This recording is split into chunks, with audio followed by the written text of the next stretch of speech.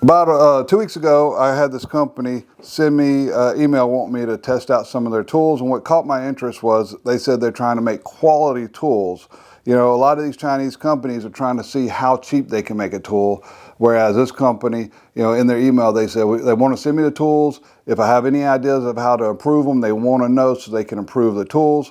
So let's open these up, see if these are actually quality tools like they say they are, or if this is a bunch of just cheap Chinese junk. And again, these boxes, I don't know what it is, but these boxes are very crisp. It just has a good feel. It's kind of weird to say that about packaging, but the packaging on these tools is just fabulous. So this is like a little saddle square. These are all standard, which is a great thing. So again, the company is trying to see its market, and they're marketing it here in the US. So they're putting in US measurements. But you also have where you can do your lines if your pencil comes out. And so this one here is in 1/16 of an inch. But then if you're also, you know, you've got your 45 right here. But if you're wanting additional angles, it comes with this little pin. And then if I want to, you know, make a 67.5 degree angle, so that would come off of this side here. So now we got a 67.5. If I wanted to do a 45 this direction, you know, instead of here, I've got the pin, you know, I can go all the way down to a 22.5 if we're doing some octagons or something. We're wanting to mark them out, you know, with the pins, with the marking guide. And once again, it's super easy to read. This black and white is, you can't get more contrast than that. I don't know why all tools are not made like that. And just the fit and finish has been absolutely perfect on the finish. I don't know what kind of process or quality inspection that they're using, but so far, another win, another super high quality tool. All right, and this is a relatively simple tool. It's just a square, but it actually has 8 pages of instructions.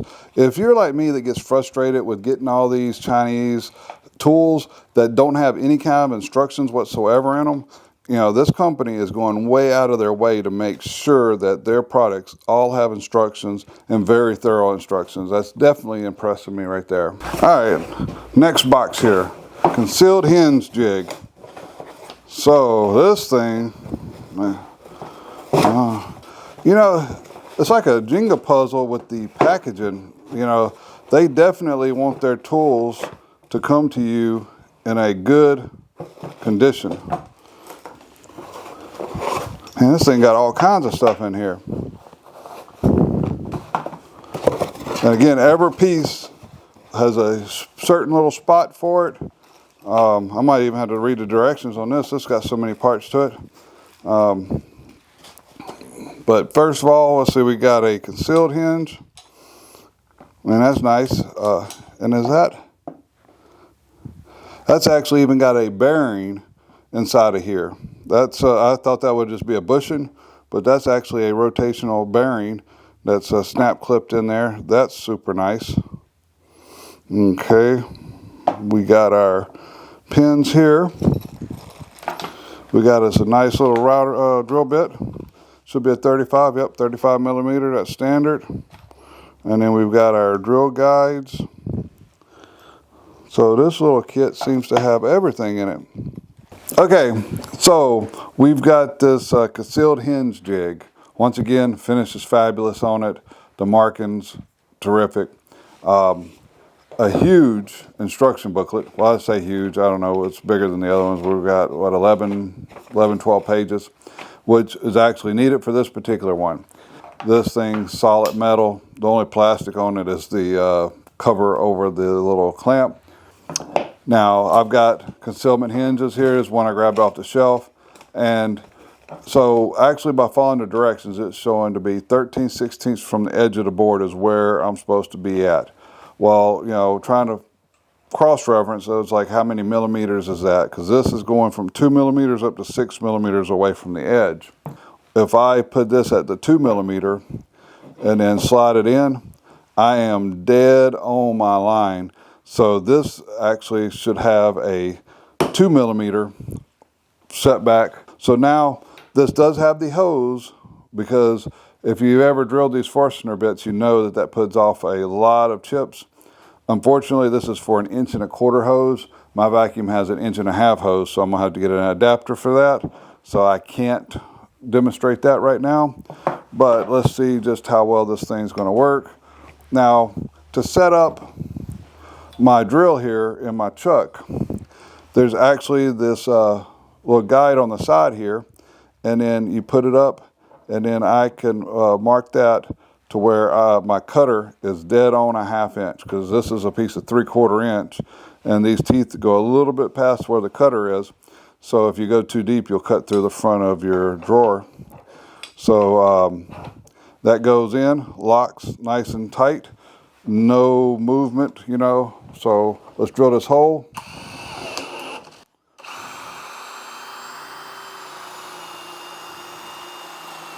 And then they have this guide for our screws right here. If I'm not mistaken, I'm at 9.5 inches just because when I was looking right here, it says 9.5. So I've screwed these in. I haven't tried this yet, so hopefully it works. We've got 4 different sets of holes here that we can move our guide pins into for our different types of hinges. Now, the one thing is, you just want to make sure that you don't go too deep, because it doesn't have a stop on it, but with that small of a drill bit, it would be impractical to have a stop on it. We had our pin over here on the edge that we registered to the edge of the board, so that every one of these will be exactly 3 inches from the edge. If we want to, we can put it on the other side to do our other hinge on the opposite side. So this way, when you're making a whole kitchen worth of cabinets, they can all be uniform, something that's usually very important.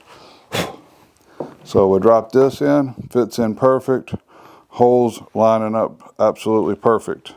So I don't know what else I could say about this, but that if you are new to concealment hinges, or if you're a professional, I think this, and that's a very smooth hole right there. Very good drill bit that came with that.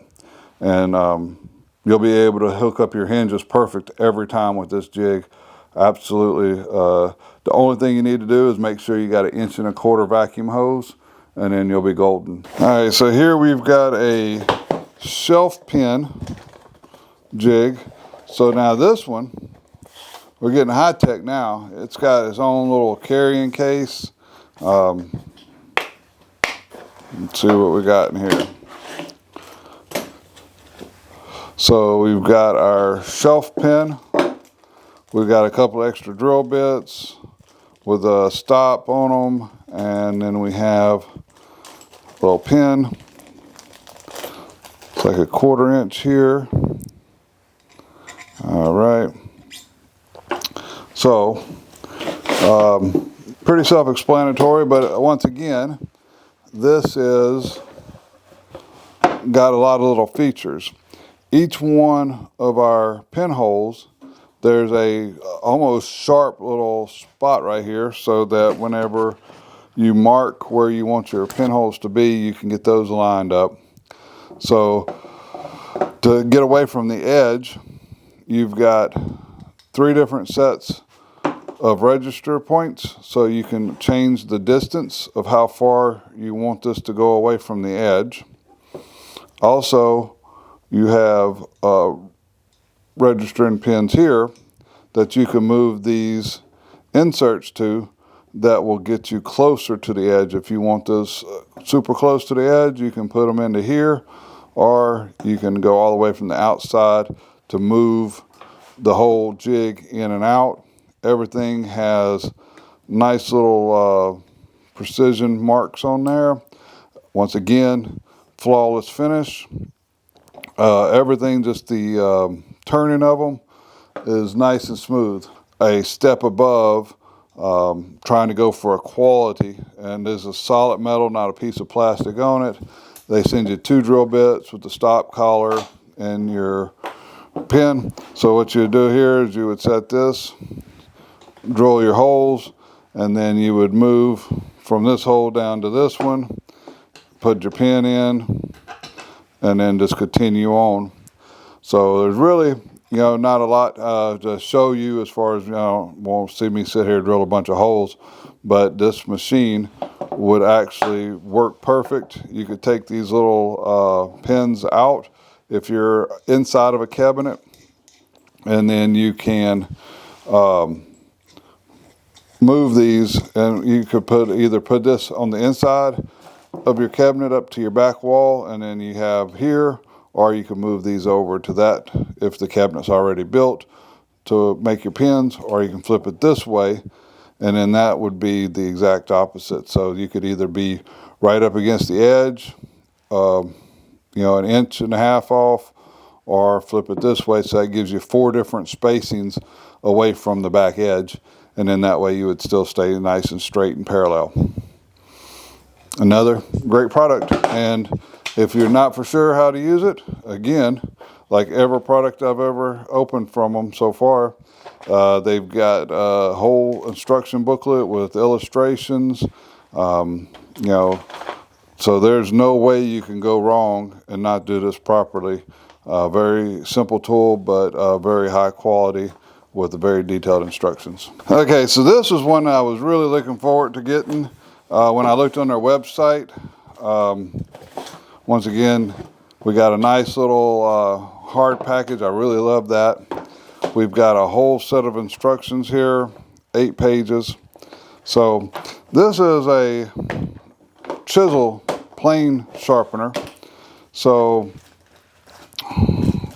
first of all, the finish on this thing, the machining, you know, they definitely have some nice machines that they're using to machine these tools with. But what this comes with, and that thing's heavy. I don't know why they spent that much money to make that heavy, because all this is a way that you can put your chisel up here, and if we want like a 30-degree angle, then that's where we set our chisel to. So let's go ahead and get this in here. So this is the first time I've used this particular one. So it can definitely do a whole lot bigger chisel than what I'm using here. All right, there we go.